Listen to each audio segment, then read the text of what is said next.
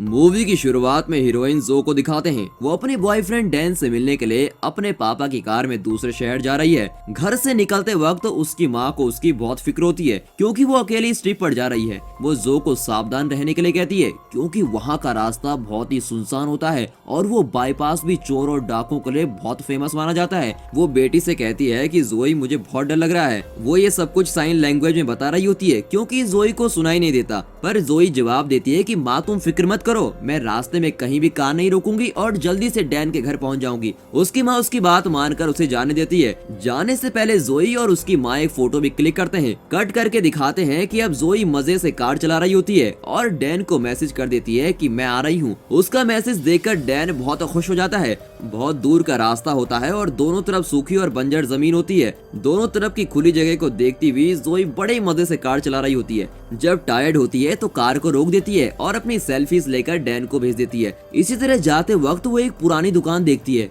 वहाँ एक आदमी कुछ हैंडक्राफ्ट्स की चीजें बेच रहा होता है। उन चीजों के साथ साथ उसके पास मंत्र तंत्र की भी कुछ चीजें होती है। वहाँ से जोई अपनी पसंद की कुछ चीजें खरीद कर अपनी ट्रिप पर निकल जाती है। वो रोड पर ध्यान देकर गाड़ी चलाती तो अच्छा होता, पर वो डैन को मैसेज करती भी जा रही है। तभी अचानक रोड के बीच में एक आदमी आकर खड़ा हो जाता है। चौंक कर जोई कार को घुमाती है और गाड़ी रोड से नीचे उतर जाती है। जोई को कुछ नहीं होता, पर वो आदमी सिकुड़ कर रोड पर पड़ा होता है। उसकी हालत देखकर जोई डर जाती है कि पता नहीं उसे क्या होगा। तभी सामने से एक टपोरियों की गैंग एक आदमी को अपनी कार में चेज करते हुए आ रही है। भागते हुए उस आदमी का पैर फिसल जाता है और वो वहीं गिर जाता है। ये देखकर जोई बहुत घबरा जाती है। अब वो गैंग रोड में पड़े इस आदमी को भी मारने के लिए तेजी से आ रही होती है। जोई उसे बचाने के लिए उसे अपनी कार में चढ़ाने की कोशिश करती है, पर इतने में गैंग के लोग आ जाते हैं और जोई को घेर लेते हैं। आसपास कोई और नहीं होता। वे लोग जोई के साथ कुछ भी कर सकते थे क्योंकि उस सुनसान जगह पर जोई की मदद के लिए कोई नहीं था। इसलिए वे जोई को बुरी तरह से छेड़ रहे होते हैं। जिस आदमी को जोई बचाना चाहती थी उस पर गैंग का एक आदमी चाकू से हमला कर देता है। आखिर में उस आदमी को मार ही डालते हैं।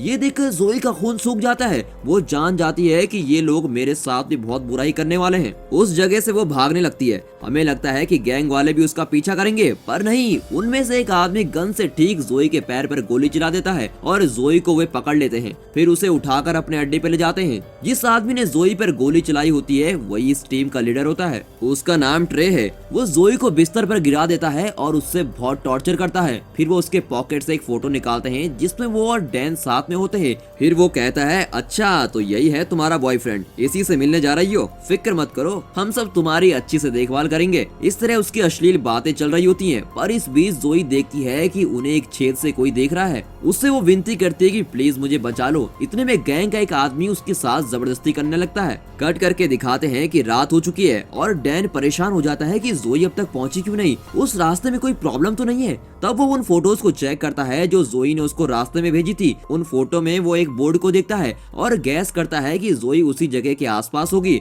शायद उसकी कार ब्रेक डाउन हो गई होगी।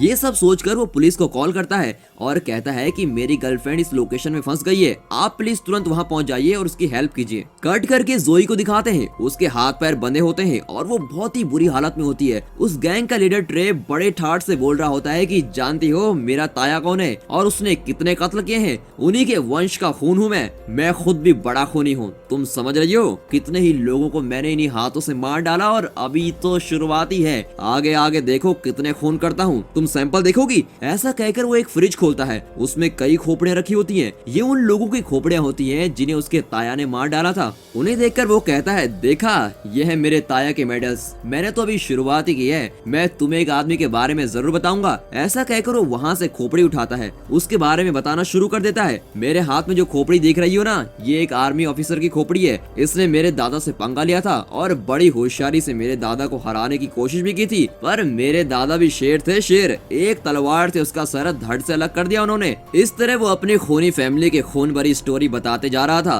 कट करके दिखाते हैं कि उस गैंग के लोग एक जगह बैठकर शराब पी रहे हैं। उनमें से एक लंबा आदमी जिसका नाम वेस्ट है वो कहता है, इससे ज्यादा मैं और सब्र नहीं कर सकता, मैं उस लड़की को तड़पा तड़पा कर मार डालना चाहता हूँ। ये सुनकर ट्रे बहुत गुस्सा हो जाता है, तुम पागलों जैसी बात मत करो, मैं तो उसे और भी टॉर्चर करना चाहता हूँ। बाद में तुम उसे जितना चाहो तड़पाकर मार डालना। वेस्ट ट्रे की बात मानने को तैयार नहीं होता, वो किसी भी तरह जोई का खून करना चाहता है। इस तरह इन लोगों की आर्गुमेंट चल रही होती है। बातों बातों में उन दोनों में हाथापाई भी होने लगती है। फिर कुछ देर बाद दोनों में सुलह हो जाती है। वे सोचते हैं कि उस लड़की के लिए हम झगड़ा क्यों कर रहे हैं। तब ट्रे कहता है चलो एक कार्ड गेम खेलते हैं और जो गेम जीतेगा वो अपनी मर्जी की कर सकता है। गेम के लिए दोनों तैयार हो जाते हैं और खेलने लगते हैं। गेम को देखकर हमें लगता है कि जोई की जान बच जाएगी, पर बदकिस्मती से वेस्ट गेम जीत जाता है। अब उसे जोई को बेरहमी से मारने से कोई नहीं रोक सकता। वो चाकू लिए जोई को मारने के लिए बिल्कुल तैयार हो जाता है। यहाँ कमरे के अंदर तो देखिए जोई को उन राक्षसों ने कैसे कांटेदार तार से बांध रखा है। जोई यहाँ से बच निकलने की कोशिश में उस कांटेदार तार को जोर से खींच रही होती है। तार उसके हाथों को चीर रहा होता है और उसे बहुत दर्द होता है, पर वो किसी तरह अपने हाथ छुड़ाकर उस जगह से निकलने की कोशिश करती है। पर वेस्ट उसे देख लेता है। न जाने जोई के खून का वो इतना प्यासा क्यों होता है। वो सीधा जोई के पास आता है और उसे कई बार चाकू से मारकर उसकी जान ले लेता है। फिर कट करके दिखाते हैं कि डैन जोई की तलाश में वहीं आ रहा होता है। फिर वो बुढ़ा आदमी जिसकी हैंडक्राफ्ट शॉप से जोई ने कुछ चीजें ली थी, वो भी अपने कुत्ते के साथ मिलकर जोई को ढूंढ रहा होता है। उस बूढ़े आदमी का नाम ग्रे है। तलाश के दौरान उसे जोई की लाश मिलती है। उस गैंग ने जोई की लाश को जमीन में दफना दिया होता है। ग्रे जोई को जिंदा करने की बहुत कोशिश करता है, पर अब तो कोई फायदा नहीं क्योंकि जोई तो ऑलरेडी मर चुकी है। फिर ग्रे जोई को गले से लगाकर रोने लगता है और उसे उठाकर अपनी किसी जगह पे ले जाता है। रात बहुत हो चुकी होती है और पूरा चांद भी निकल चुका होता है। तब वहाँ जलती हुई आग के सामने वो जोई को लेटाता है और उसके सारे जख्मों पर कोई दवा लगाता है। फिर वो मंत्र जैसा कुछ अजीब सा पढ़ता है और नाचने लगता है। उसके मंत्र जाप से धीरे धीरे जोई में जान आने लगती है। उस गैंग के लोगों की बातें और उनकी अश्लील और भयानक हरकतें जोई के दिमाग में गहरा घाव कर चुकी थी। अब जोई धीरे धीरे ऊपर उठने लगती है। उसकी आंखें बहुत काली और भयानक हो जाती है। फिर वो ग्रे को जोर से धक्का देती है और कहती है कि उन खूनियों में से मैं एक को भी जिंदा नहीं छोड़ूंगी और एक को तो मैं तड़पा तड़पा कर मारूंगी। तभी ग्रे कोई पाउडर उस पर डालता है और जोई बेहोश होकर नीचे गिर जाती है। फिर वो दोबारा आंखें खुलती है। उसे खुद विश्वास नहीं होता कि वो अभी भी जिंदा है। वो धीरे धीरे चलकर सीटे के अंदर जाती है और वहाँ के एक टेलीफोन बूथ से डैन को कॉल करती है। एक्चुअली पहले वो सुन नहीं सकती थी, पर अब उसे सब कुछ सुनाई देता है। डैन को कॉल करके वो कहती है कि मैं जिंदा हूँ, मुझे कुछ लोगों ने बड़ी बेरहमी से टॉर्चर किया है, प्लीज मुझे बचा लो। इस तरह वो डैन से बहुत रिक्वेस्ट करती है। डैन उसी की तलाश में वहाँ आया होता है और वो पास के ही एक होटल में रह रहा होता है। वो उसको दिलासा देता है कि तुम बिल्कुल मत घबराओ, अगर पास में कोई पुलिस वाले नजर आए तो उनसे बात करो और उन्हीं के साथ सेफ रहो। मैं जल्दी वहाँ पहुँच जाऊंगा, मैं तुम्हें जरूर बचाऊंगा। उसकी बात मानकर जोई कॉल काट देती है। वो मुड़कर देखती है तो एक पुलिस वाला अपनी कार से उतर रहा होता है। उससे मदद मांगने के लिए जोई उसकी ओर कदम बढ़ाती है।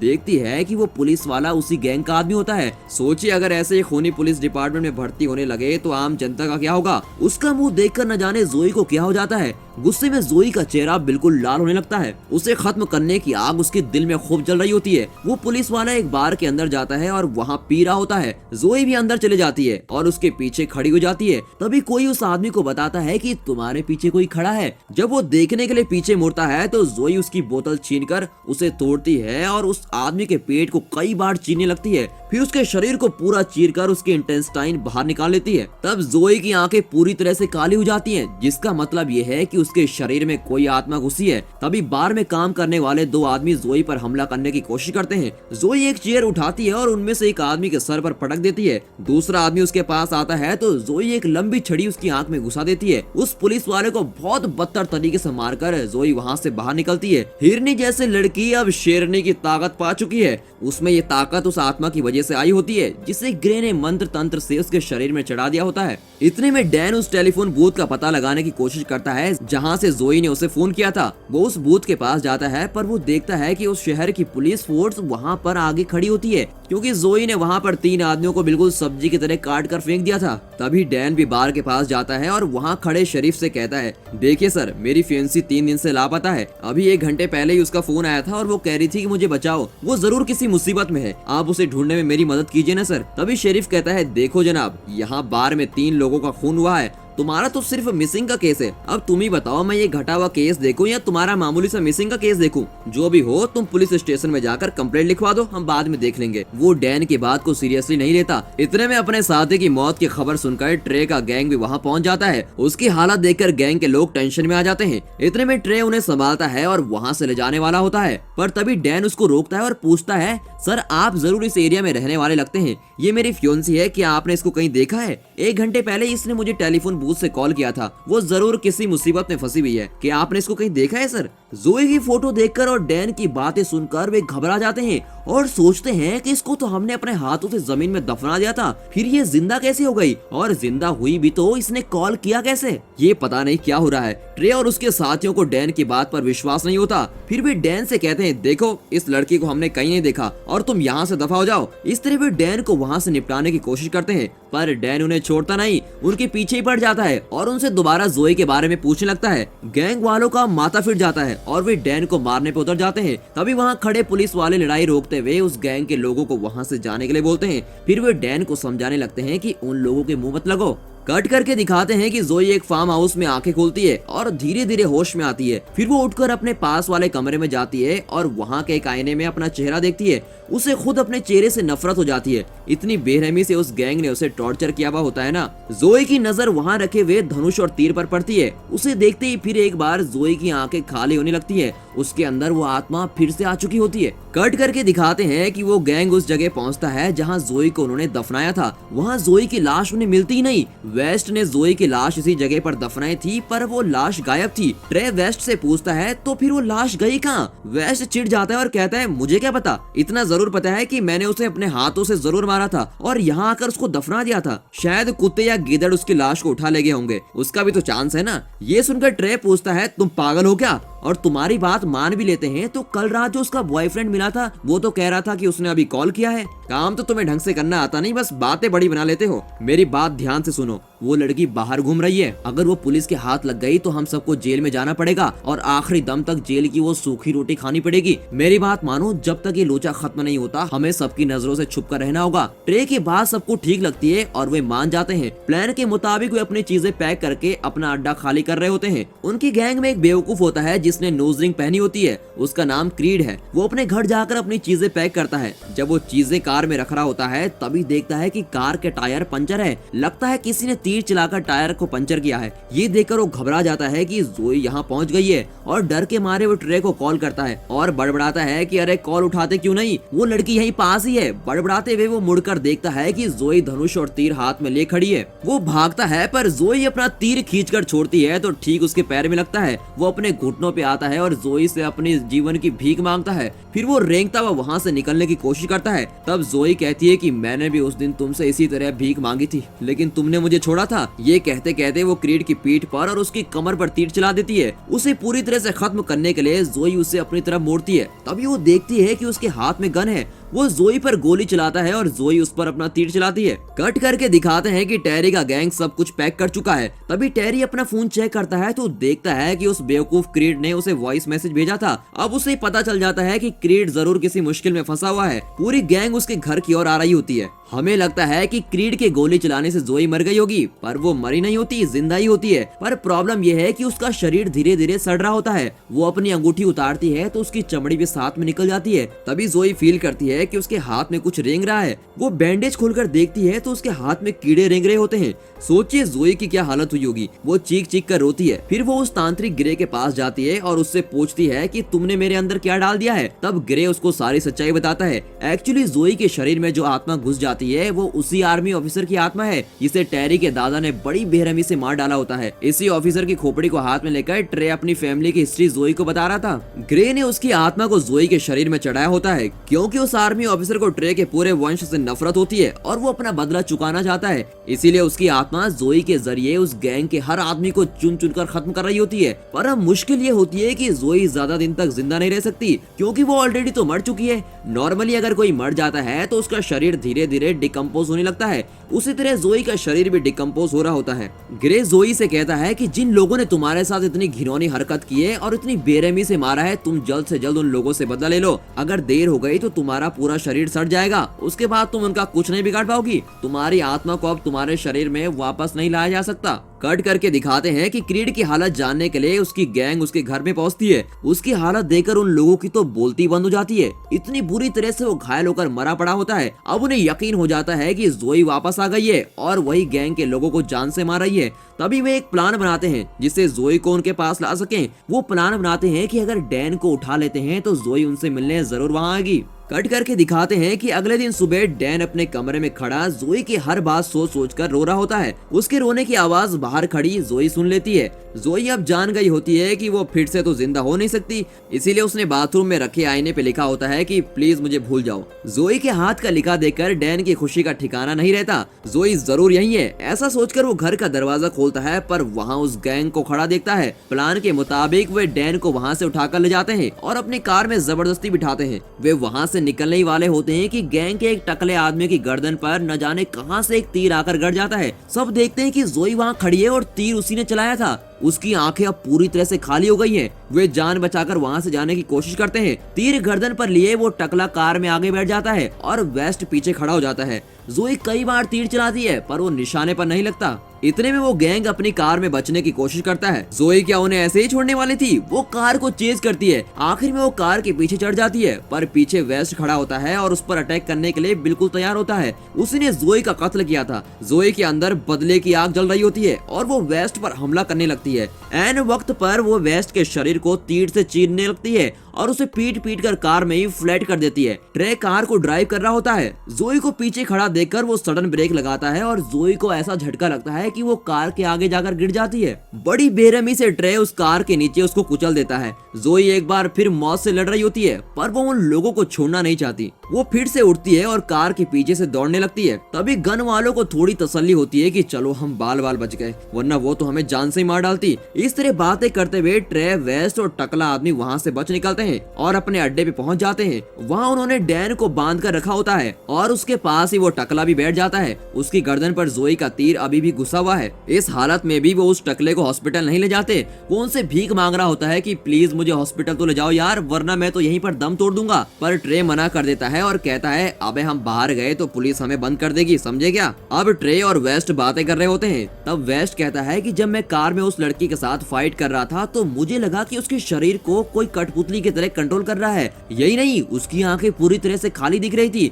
तभी ट्रे के दिमाग में ये बात आती है कि वो हैंडक्राफ्ट्स बेचने वाला ग्रे ही इस तरह के मंत्र तंत्र जानता है। फिर वो वेस्ट से कहता है तुमने उस आदमी की जगह के पास उस लड़की को दफनाया था ना, कहीं ये उसी आदमी की करतूत तो नहीं है? ये बात उसको ठीक से गैस होती है। तभी वे देखते हैं कि उनकी मदद के लिए ट्रे के कुछ दोस्त वहाँ आ रहे हैं। देखने में तो वो कोई मिलिट्री जैसे लगते हैं। अब दिखाते हैं कि ट्रे के हाथ में एक बहुत ही पावरफुल मिलिट्री गन है। कट करके जोई को दिखाते हैं। कार के नीचे आ जाने से उसकी हड्डियां टूट गई होती हैं। चौंकाने वाली बात यह है कि वो टूटी हड्डियों को टेप से कवर कर रही होती है। उससे बड़ी शॉकिंग बात तो ये होती है कि उसके इंटेस्टाइन बाहर निकल गए होते हैं। वो उन्हें भी अपने हाथों से पेट के अंदर डाल देती है और मिट्टी से उस जगह को कवर करती है। फिर वो अपने पेट पर भी टेप लगाकर उस ओपनिंग को बंद कर देती है। अचानक वहाँ सन्नाटा हो जाता है। तब उसके शरीर से उस आर्मी ऑफिसर की आत्मा बाहर आती है। फिर वो आत्मा जमीन को एक बार जोर से पीटती है। तब एक नुकीली छुरी और एक छोटी कुल्हाड़ी हवा में तैरने लगती है। उस आर्मी ऑफिसर की आत्मा ये कहने की कोशिश कर रही होती है कि इस छुरी और कुल्हाड़ी से तुम उन खूनियों को मार दो।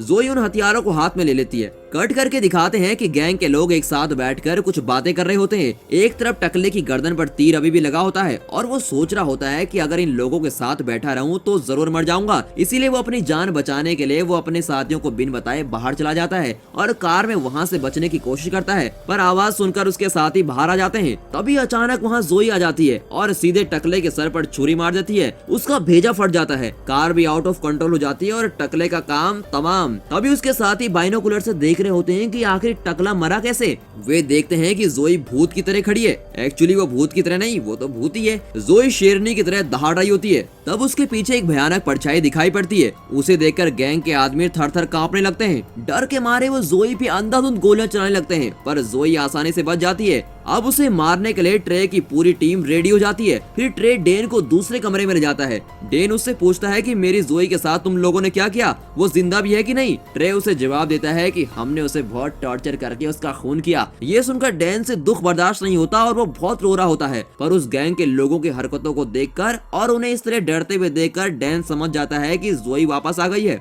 ये सुनकर वो जोर जोर से हंसने लगता है और कहता है मेरी जोई यहाँ आ गई है और वो तुम लोगों को जिंदा नहीं छोड़ने वाली। और जैसा वो सोच रहा था बिल्कुल वैसा ही होने लगता है। ट्रे के जो मिलिट्री वाले साथी होते हैं उनमें से एक बुजुर्ग आदमी भी होता है। जोई उस आदमी का सर फाड़कर उसे धड़ से अलग कर देती है। ये देखकर ट्रे का एक साथी ऊपर की ओर गोली चलाता है। तभी ऊपर लगी शीट से खून निकलने लगता है। उसे लगता है कि जोई मर चुकी है, पर तभी अचानक ऊपर से शीट को तोड़ते हुए जोई नीचे जंप करती है और उस शूटर को भी मार डालती है। इतने में वेस्ट हाथ में गन लिए जोई को तलाश कर रहा होता है। जोई उस दूसरे मिलिट्री वाले को भी खत्म कर देती है और उसके इंटेस्टाइन को हवा में उछाल देती है। तभी वेस्ट देखता है कि वहाँ पावर कट हो गई है और वो मेन स्विच ऑन करने जाता है। जोई वहाँ तैयार खड़ी होती है। वेस्ट उस पर गोली चलाता है। बदले में जोई उस पर कुल्हाड़ी फेंकती है जो सीधे जाकर उसके शोल्डर पर लगती है, पर वो वेस्ट के शरीर के टुकड़े टुकड़े कर देती है और उसकी छाती से उसका हार्ट निकालकर हाथ में रख लेती है। वो इसी के साथ रुकती नहीं, वेस्ट का हार्ट हाथ में लिए वो ट्रे के आगे जाती है और उसकी आंखों के सामने उस हार्ट को चबाकर खाने लगती है। मूवी की हाईलाइट यही है। इसे देखकर ट्रे का हाल बेहाल हो जाता है। नहीं नहीं, ये सब सच नहीं है, ये जरूर मेरे मन का वहम ही है। इस तरह बड़बड़ाता हुआ वो पागलों की तरह बाहर भागता है। यहाँ की सिचुएशन जानकर एक पुलिस वाला वहाँ आ जाता है, पर ट्रे उसको भी नहीं छोड़ता और उस पर भी गोली चला देता है। कट करके डैन को दिखाते हैं। जोई उसके बिल्कुल पीछे खड़ी होती है। वो डैन को टच करके उससे बातें करना चाहती है, पर फिर अपना फैसला बदल देती है और पीछे हट जाती है। इस बीच वहाँ रखे आईने में डैन जोई को देख लेता है। वो जोई के शरीर के भयानक घाव भी देख लेता है। उसकी हालत देखकर वो घबरा जाता है और कहता है कि जोई तुम बुरी तरह से घायल हो गई हो, प्लीज चलो जल्दी से हॉस्पिटल चलते हैं। पर जोई मना कर देती है। डैन उससे मिन्नतें करने लगता है कि प्लीज मुझे छोड़कर मत जाओ, तुम हमेशा मेरे साथ ही रहना, प्लीज मत जाओ। अगर जोई चाहती तो ये पॉसिबल भी नहीं था, इसीलिए वो वहाँ से चली जाती है और डैन बहुत मायूस हो जाता है। कट करके दिखाते हैं कि ट्रे उस पुलिस वाले को शूट करके सीधा ग्रे से मिलने जाता है। वहाँ जाकर वो ग्रे से पूछता है कि जिस लड़की को हमने मार डाला था वो फिर जिंदा कैसे हो गई, सब कुछ सच सच बता वरना जान से मार डालूंगा। ग्रे के पास अब कोई रास्ता नहीं होता, वो सारा सच उगल देता है। वो ट्रे को बताता है कि कई साल पहले तुम्हारा दादा ने जिस आर्मी ऑफिसर को मार डाला था उसी की आत्मा उस लड़की के शरीर में घुसी है। वो आत्मा तभी शांत होगी जब वो तुम्हें जान से मारेगी। ट्रे उससे पूछता है कि क्या इसका कोई सोल्यूशन भी है, उससे बचने का कोई और रास्ता तो जरूर होगा, मुझे बताओ वरना जान से मार डालूंगा। तब ग्रे कहता है अगर तुम उस आत्मा से बचना चाहते हो तो तुम्हारे पास एक ही रास्ता है, तुम्हें उस आर्मी ऑफिसर की सारी हड्डियों को पूरी तरह से जलाना होगा। अगर तुमने ऐसा कर दिया तो उस लड़की के शरीर से वो आत्मा बाहर आ जाएगी और वो लड़की फिर से लाश बन जाएगी। उसका सोल्यूशन सुनकर ट्रे को थोड़ी तसल्ली होती है, क्योंकि उसके पास उस आर्मी ऑफिसर की खोपड़ी होती है। उस खोपड़ी को लेने के लिए वो वापस आ रहा होता है। इतने में पुलिस डैन को बचा लेती है और उससे पूछताछ कर रही होती है। कट करके दिखाते हैं कि जोई ट्रे के घर पहुंचती है और वहां ट्रे की माँ और भाई को बहुत वायलेंट तरीके से मार डालती है। फिर ट्रे को दिखाते हैं जो एक गड्ढा खोदकर अपने पास रखी सभी खोपड़ियों को उसके अंदर डालता है, पर उन्हें जलाने से पहले वो देखता है कि वहाँ उस ऑफिसर की खोपड़ी तो है ही नहीं। वो सोच में पड़ जाता है कि वो खोपड़ी गई तो गई कहाँ। इतने में वो पीछे मुड़ता है तो देखता है कि वहाँ जोई खड़ी है और उसके हाथ में उस आर्मी ऑफिसर की खोपड़ी भी है। ट्रे अब बर्दाश्त नहीं कर पाता, वो जोई को टक्कर देने के लिए तैयार हो जाता है। आज या तो तुम जिंदा रहोगी या तो मैं, ऐसा सोचकर वो पेड़ काटने की एक मशीन निकालता है। जोई के हाथों में ऑलरेडी छुरी है और कुल्हाड़ी भी है। दोनों के बीच बहुत ही वायलेंट फाइट होती है। फाइट में ज्यादातर डैमेज ट्रे को ही होता है। जोई बार बार ट्रे के हाथों और पैरों पर अपनी छुरी चलाती है और आखिर में उसके पेट पर कुल्हाड़ी मार डालती है। ट्रे का दी एंड होने वाला होता है, पर वो तब भी जोई को नहीं छोड़ता और लकड़ी काटने की मशीन सीधे जोई के पेट में घुसा देता है। वो मशीन जोई के पेट को बीच से काट डालती है। ट्रे को खत्म किए बिना जोई मरने वाली नहीं थी। वो अपनी कुल्हाड़ी से ट्रे की गर्दन काट डालती है और उसका सर धड़ से अलग, और इस तरह ट्रे का दी एंड हो जाता है। कट करके डैन को दिखाते हैं। वो ट्रे का कटा हुआ सर देखता है और जोई को आसपास ढूंढता है। आखिर में उसे जोई मिल जाती है, पर वो गड्ढे में पड़ी होती है। जोई डैन को फेस नहीं कर पाती और अपना मुंह मोड़ लेती है। जोई की हालत डैन अच्छी तरह समझ जाता है और उस पर पेट्रोल डालने लगता है। वो उसे जलाने वाला ही होता है, तभी जोई उसकी आंखों में देखकर कहती है आई लव यू। डैन भी उसे आई लव यू कहकर उसे जला डालता है। तब उस आर्मी ऑफिसर की आत्मा और जोई की आत्मा अलग अलग हो जाते हैं और दोनों आत्माओं को मोक्ष मिल जाता है। अगली सुबह जोई की कब्र को ग्रे बंद कर रहा होता है। तब वहाँ बैठा डैन पूछता है कि क्या आपको लगता है कि मैंने जो किया वो ठीक किया। ग्रे उसे समझाता है कि तुम और कर भी क्या सकते थे, तुम्हारे पास कोई और रास्ता तो था नहीं, तुम मायूस मत हो ना। सच तो ये है कि वो इस दुनिया के नरक से आजाद हो गई और एक शांत दुनिया में बस गई है। वो वहाँ बहुत शांत और खुश रहेगी। ग्रे के इन शब्दों के साथ ये मूवी खत्म होती है। इस मूवी में हॉरर और एक्शन भरपूर है। इतना ही नहीं, इसमें एक प्यारी और गहरी लव स्टोरी भी है। अगर आप रिवेंज मूवीज के फैन हैं तब भी ये मूवी आपको जरूर पसंद आएगी। इस मूवी में हर तरह के मूवी फैन के लिए कुछ न कुछ तो जरूर है। इसी बात पर इस मूवी के डायरेक्टर को हेड्स ऑफ। आप इस मूवी को कौन से जॉनरे में रखते हो, नीचे कमेंट सेक्शन में जरूर बताइएगा। और अगर वीडियो पसंद आई हो तो वीडियो को एक लाइक और चैनल को सब्सक्राइब जरूर करें। और हाँ, साथ साथ अपने फ्रेंड सर्कल में भी इस वीडियो को जरूर शेयर कीजिए। And finally thanks for watching.